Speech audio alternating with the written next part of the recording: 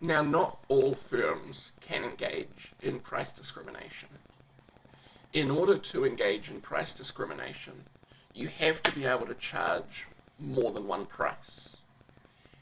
And so that immediately gives us the first thing that we need for price discrimination. We've got to have some market power, because market power allows us to raise the price up above cost. And we have to do that for at least one of our groups, otherwise, well, the only alternative is having a group where we're making a loss on, and we clearly are not going to want to do that. We'd prefer to just not sell to that group if we had a choice.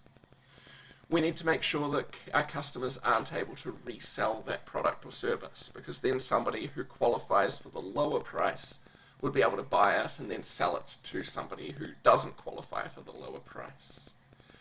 This means that price discrimination is often more effective with services than with products, because it's typically difficult or impossible to resell a service. I can't, for example, go get a haircut myself and then resell that haircut to somebody who would have to pay more for it.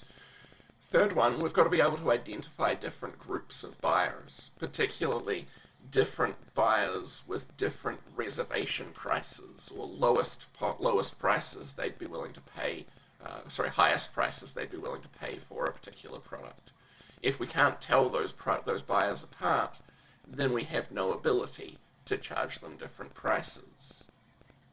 Price discrimination is best when we can do what we call perfect price discrimination, charging different prices to every customer, and in particular charging them exactly their reservation price, exactly the maximum price they would be willing to pay. Now, in practice, this is pretty uncommon, but there are some businesses that make their living on trying to get as close as possible to perfect price discrimination. The one that I have in mind is car dealerships, where as soon as you walk into a car dealership, that salesman is eyeing you up, trying to figure out what is the most money that they can get out of you. They're trying to do perfect price discrimination. Okay, so as a summary of price discrimination, what have we seen? Price discrimination is charging different prices to different people. Why would the monopolist do this, or why would a firm with market power do this? Well, so that it can get more money. It's going to end up being able to sell more, make a little bit more profit per unit on one of those groups that it sells to, a little bit less, but overall end up with more profit. If we're thinking about the market as a whole, we get greater profit, but lower consumer surplus, but we get more of an increase in profit than we do a loss of consumer surplus. So we actually end up with a smaller deadweight loss.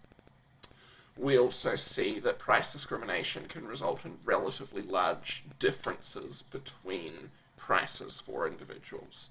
Some people end up paying a higher price, some people will end up paying a lower price, and it may be that there's not really that much different between those people. So this can potentially lead to perceptions of unfairness.